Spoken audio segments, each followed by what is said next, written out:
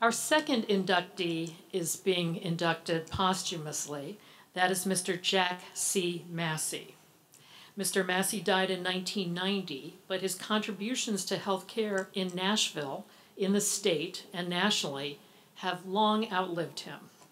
After earning his pharmacy degree at the age of 19, he bought a drugstore at the age of 25. He then founded Baptist Hospital and served on the board there for more than 20 years. This experience no doubt influenced his interest in business and in healthcare. And in 1968, Mr. Massey joined Dr. Thomas Frist Sr. and Dr. Thomas Frist Jr. as co-founder of Hospital Corporation of America, HCA. Of course, many of the companies listed in the Nashville Healthcare Council family tree can be traced directly to Jack Massey and his personal contributions, and HCA itself has spawned a number of healthcare companies here in Nashville as well. Mr. Massey was an extremely innovative entrepreneur with an unquestionable reputation as an ethical business leader. Belmont honored him and his philanthropy to the business community when it named its College of Business the Jack C. Massey College of Business. Please welcome now Journey Pure's President and Chief Executive Officer Kevin Lee to the stage as he presents Barbara Massey Rogers with Mr. Massey's Induction Award.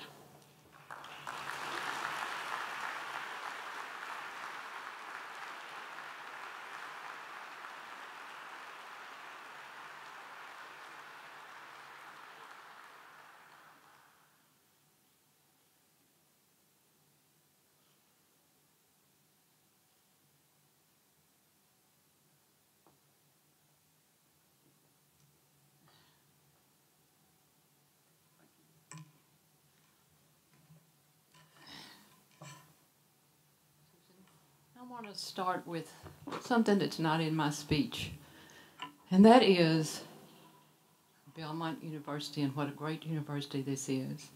They have just handled a crisis like no one else can do it. And I would like to just give a small, quick handshake of what Belmont University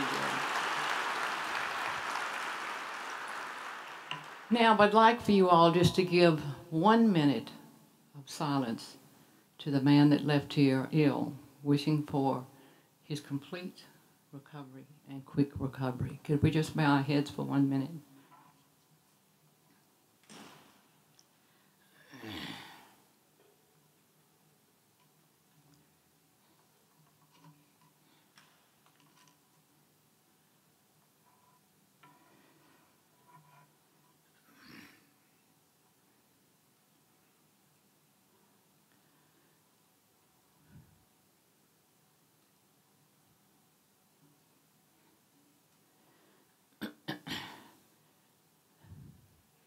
Thank you.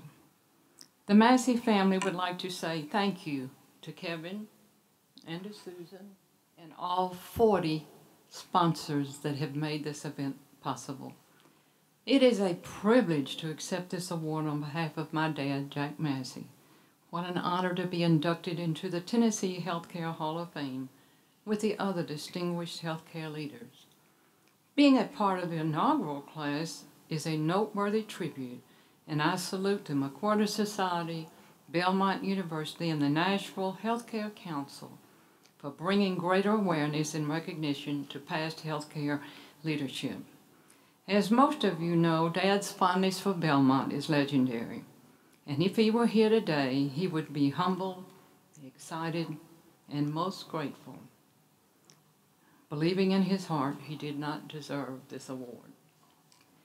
Jack Massey was a remarkable individual and a great American.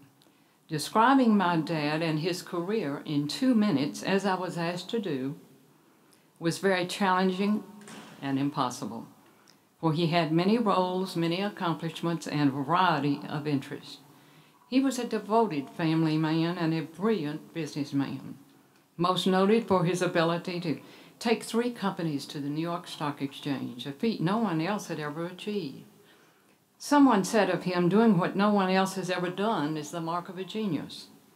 His driving force was his entrepreneurial spirit, coupled with uncommon vision and an ability to spot trends and identify niches and needs, turning them into opportunities. Due to a highly competitive nature, Dad wanted to win at everything he attempted. Some of you remember his love for winning at gin rummy.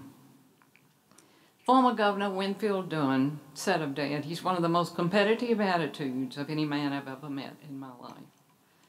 Jack Massey never looked upon himself in an inflated or an arrogant way. He used to say that he was just a country boy, raised in Sandysville, Georgia in the early 1900s by a lovely mother who taught him his Christian values, humility, graciousness, and a love of God and country. The late Sam Fleming, his friend and banker, spoke of him as jack of many trades and master of most of them. When necessity required, he could be a hard taskmaster and quite demanding. As his daughter, I can relate to that part of his nature. But at the same time, he was extremely generous and understanding of other people in need. To those who knew him, Dad was devoted and a loyal friend. He had no patience with mediocrity or laziness or dishonesty. He believed in hiring people who he thought were talented, had a strong work ethic, and were trustworthy. He then turned them loose to do their job. He was given much wisdom and a special gift of knowing when the time was best to pursue certain endeavors, such as bringing companies to the public market or investing in certain companies. He had a special insight into people and had a way of determining whether a person had character and could be a good business partner. He told a reporter who was interviewing him about his successful ventures, "One needs to work hard, have fun, and find a niche no one else has found."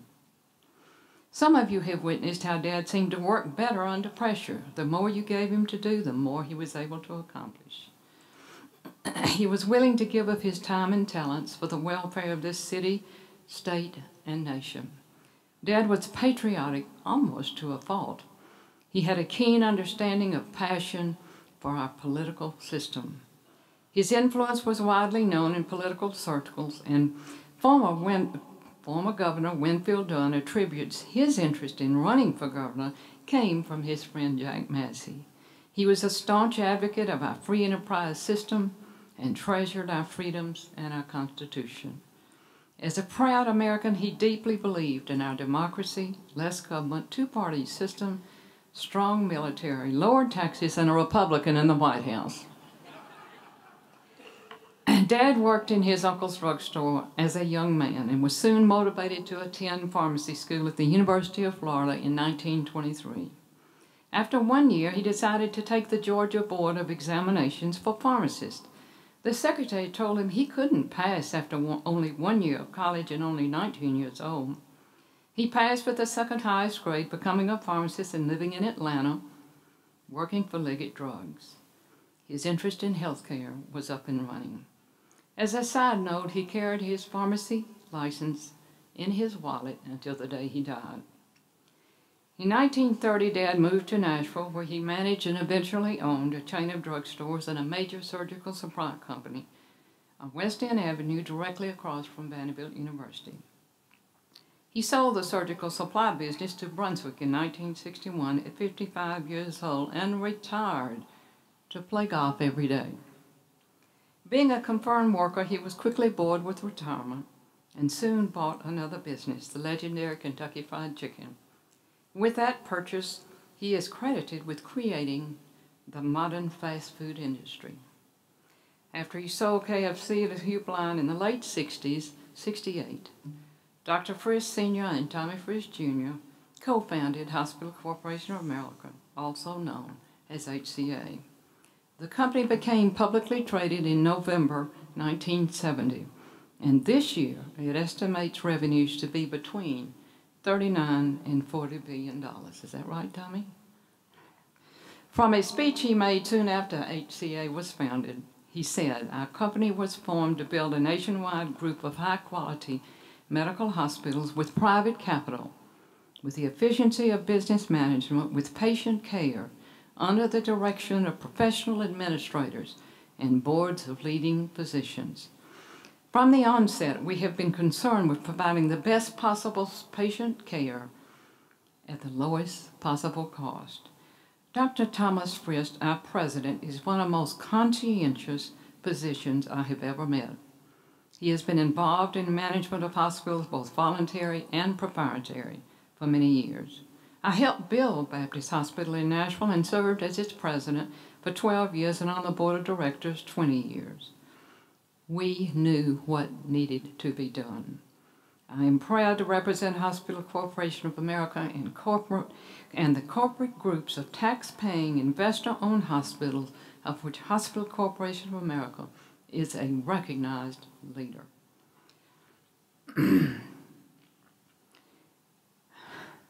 Tommy Frist Jr. said of Dad, his achievements in numerous business enterprises are legendary, and his ability to capture and move forward an innovative concept may be his greatest legacy.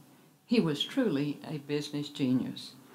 Concurrently with these major undertakings, he invested venture capital in a variety of other companies, some healthcare related and mostly very successful. It has been said, if it hadn't been for Jack Massey, we would not have a healthcare industry in this town.